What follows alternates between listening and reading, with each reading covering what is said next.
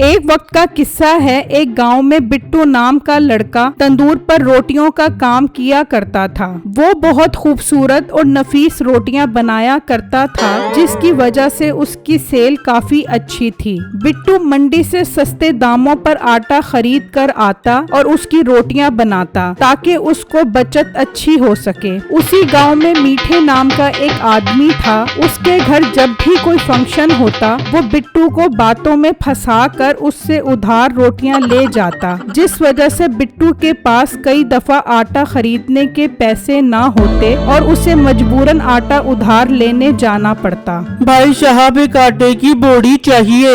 अरे बिट्टू वो तो तुम्हें रोज चाहिए होती है, इसमें नई क्या बात है, मैं देता हूँ। नहीं भाई आज मुझे आटा उधार चाहिए, मेरे पास आटा खरीदने के पैसे नहीं है। क्या बात है बिट्टू, तुम्हारा काम अच्छा नहीं चल रहा आजकल क्या?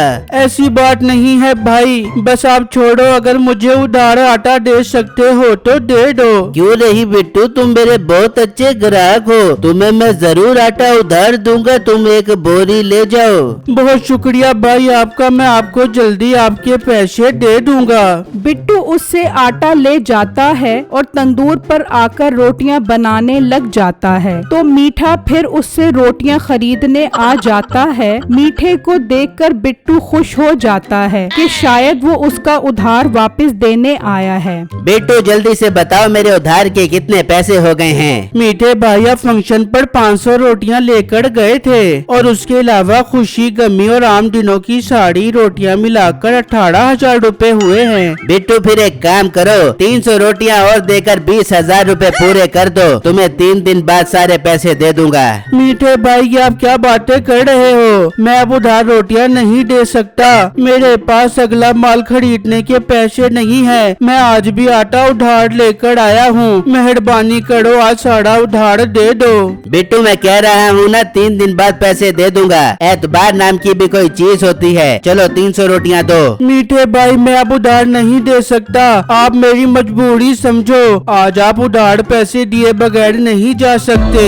और मोटे गैस से भरे पेट वाले, तू होता कौन है मुझे रोकने वाला? मैं चाह रहा हूँ शराफत से काम हो जाए, लेकिन तू मुझे मजबूर कर रहा है। रोटियां नहीं देनी तो ना दे, अब तू मुझसे उधार के पैसे वापस तो लेकर दिखा, तेरे पेट में सुई मार कर तेरी उई निकाल दूंगा। ये कहकर मीठा वापस चला जाता है। यार ये मीठा ऐसे पैसे नहीं देगा, मैं आज शाम में ही सरपंच के पास जाता हूँ। वहाँ मीठा बगैर रोटियां लिए घर पहुँचता है। ओ मीठे रोटियां नहीं लेके आया तू? कहाँ से रोटियां लेकर आता, वो मोटा उधार नहीं दे रहा। तू मीठे गौशाला में जाके देख, सारी गाय भूखी बैठी है, उनको चारे में रोटियां डाल के देनी है, मैं क्या कर बेबूंगी? तो तू उनको बगैर रोटियों के चारा खिला दे। बहुत अय्याशियां कर ली है उन गायों ने रोटियों वाला चारा खा खा कर, इन्हें ज्यादा चटखारे की आदतें न डाल, और मुझे एक गिलास पानी का पिला, बहुत प्यास लग रही है।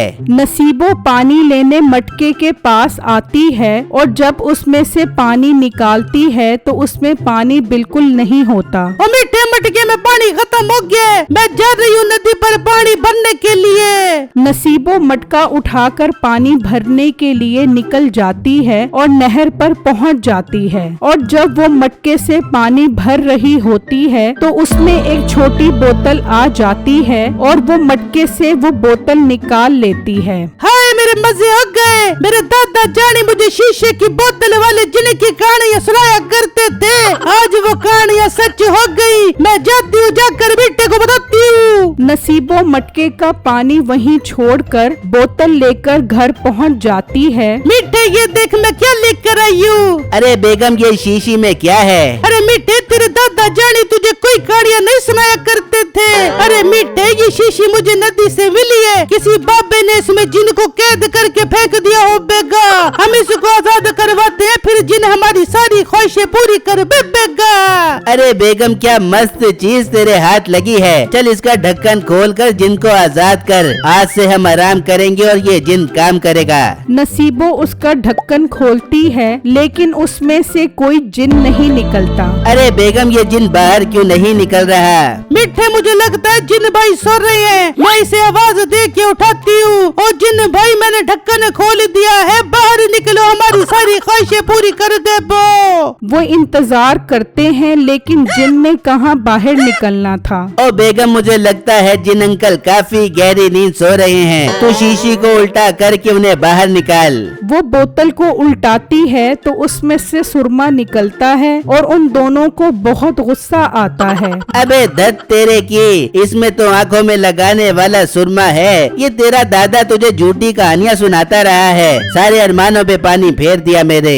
वहाँ बिट्टू सरपंच के पास पहुँचता है और उसे मीठे के उधार पैसे वापस ना देने की बातें बताता है। ये तो बहुत बुरी बात है, उसने तुम्हारे पैसे वापस नहीं किए। तुम फिक्र मत करो, मैं उसे अभी बुलवाता हूँ। जाओ मुलाजिम हो, जाओ उसे लेकर आओ।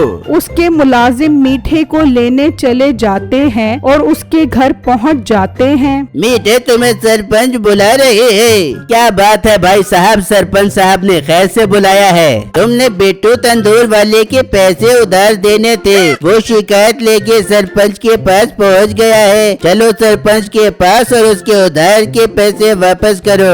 अच्छा भाई आप चलो, मैं 10 मिनट तक आता हूँ। नहीं तुम हमारे साथ ही चलो। अरे भाई मैं कह रहा हूँ मैं 10 मिनट तक आ रहा हूँ, तुम चलो। वो मुलाजिम चले जाते हैं तो मीठा नसीबों को कहता है, अरे बेगम, वो मोटा तो सरपंच के पास मेरी शिकायत लेकर पहुँच गया है। अब उसे उधार के पैसे कहाँ से दूं? अरे मिट्टी, तू एक काम कर, तू ये सुरमा ले जा और उन पैसों के बदले ये सुरमा उसे दे दे पियो। ओ मोटी नाक वाली औरत, ये गटर का सुरमा है, सोने का सुरमा नहीं है जो उसे बेच दूं। तो मीठे, ये तेरी कारीगरी है, तू कैसे इस गटर के सुरमे को सोने का सुरमा बड़ा के उस मोटे को बेचता है? अच्छा बेगम, अगर ये बात है तो फिर तू देख अपने शोहर की कारीगरी, कैसे उसे उल्लू बनाता हूँ। मीठा वो सुरमा ले जाता है और सरपंच के पास पहुंच जाता है। लो सरपंच साहब, मीठा आ गया है, इससे मेरे उधार के 18,000 रुपए दिलवा दो। मीठे, तो इस गरीब लड़के से रोटियां उधार लेकर जाता रहा है, पैसे कौन देगा? सरपंच साहब, मेरे एक जगह से पैसे आने वाले थे तो मैंने सोचा इसके उधार वाले पैसे दे दूंगा, लेकिन वो पैसे नहीं आए, इसलिए मैं मजबूरन अपने आबा व अजदाद का ये नायाब सुरमा अपने दिल पर पत्थर रख कर लेकर आया हूँ। बेटू, तुम उन पैसों के बदले ये सुरमा ले लो। इस सुरमे में ऐसी क्या खास बात है जो तुम 18,000 के बदले दे रहे हो? सरपंच साहब, ये सुरमा बहुत नायाब है। इसे आंखों में लगाने से आंख, नाक, कान, गला, गुर्दे, फेफड़े सबकी बीमारियां खत्म हो जाती हैं। बेटू मेरे भाई, तुम ये सुरमा ले लो, मैं अपने दिल को तसल्ली दे दूंगा कि ये सुरमा मेरे पास आया ही नहीं था। वाह मीठे, सुरमा तो बहुत नायाब है तुम्हारा।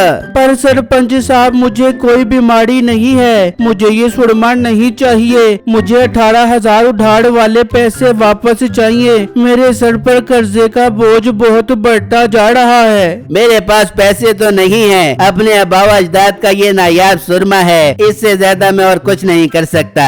बेटू, तुम ये सुरमा ले लो। अब इसके पास 18,000 तो है नहीं, तभी तो तुम्हें अपने आबा व अजदाद का सुरमा दे रहा है, वरना इतनी नायाब चीज कौन किसी को देता है। मीठा बिट्टू को वो सुरमा देकर चला जाता है और घर आकर नसीबों को बताता है। बेगम देख, तेरे शोहर की कारीगरियाँ, उसे वो गटर वाला सुरमा चेप दिया। बहुत नखरे दिखा रहा था सुरमा लेते हुए, मगर मैंने ऐसी कहानियाँ घड़ी के सरपंच को भी मेरी बातों पर यकीन आ गया। वहाँ बिट्टू सुरमा लेकर घर पहुँचता है। अरे बिट्टू, ये शीशी में क्या है? बेगम, मीठे से उधार वाले पैसे लेने थे, उसने मुझे उसके बदले ये सुरमा दे दिया। कह रहा था इसे लगाने से जिस्म का हर दर्द दूर हो जाता है। अरे बिट्टू, उसने आपको बेवकूफ बना दिया है। भला सुरमा लगाने से भी दर्द खत्म होता है क्या? हाँ बेगम, मुझे पता है उसने मुझे बेवकूफ बनाया है। मैं तो ले भी नहीं रहा था, लेकिन सरपंच ने जबरदस्ती दिला दिया।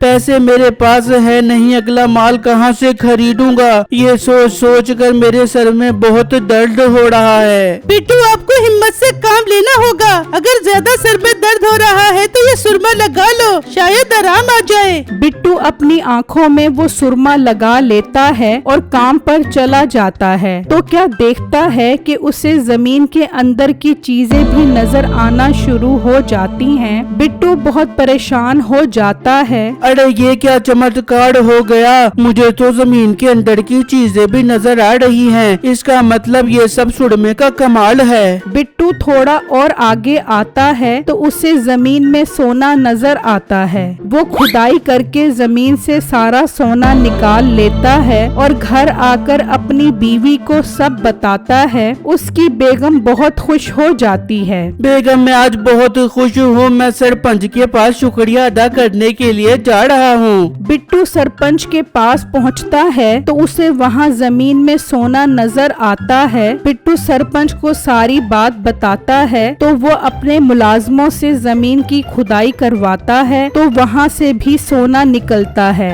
मुलाजिमो जाओ और मीठे को बुला कर आओ। वो मीठे के घर पहुँचते हैं और उसे ले आते हैं। मीठा वहाँ सोना देखकर हैरान परेशान हो जाता है। मीठे क्या तुम्हारे पास और सुरमा है? देखो बिट्टू ने वो अपनी आंखों में लगाया तो उसे जमीन के अंदर के सारे खजाने नजर आने लग गए। अरे सरपंच साहब ये आप क्या कह रहे हो? हाँ मीठे भाई, मैंने वो सुरमा आँखों में लगाया और जैसे ही बाहर निकला मुझे जमीन के अंदर की हर चीज नजर आना शुरू हो गई। मीठे तुम्हारे पास और सुरमा है तो मुझे बेच दो, मैं तुमसे 5 लाख रुपए का खरीद लूंगा। सरपंच साहब मेरे पास और सुरमा नहीं है। बिट्टू मेरे प्यारे भाई, मेरे अब्बा अजदाद मुझे ख्वाब में आकर बहुत गालियां देते हैं कि तुमने ये सुरमा क्यों बेच दिया। तुम मुझे मेरा सुरमा वापस कर दो ताकि मैं अपने अब्बा अजदाद की गालियों से बच सकूं। मैं पागल हूँ जो आपको इतना नायाब सुरमा वापस कर दूं। बिट्टू पागल मत बनो, मेरे अब्बा अजदाद की निशानी मुझे वापस कर दो। ये तू क्या बकवास कर रहा है? तेरे अब्बा अजदाद की निशानी तूने उधार के पैसों के बदले बेच दी। अब तू चुप करके निकल जा। मोटी नाक वाली औरत, और देख अपने शोहर की कारीगरियाँ। हमने उसे सुरमा नहीं बल्कि खजाने की चाबी दे दी है। इस तरह बिट्टू का भला और मीठे का नुकसान हो जाता है।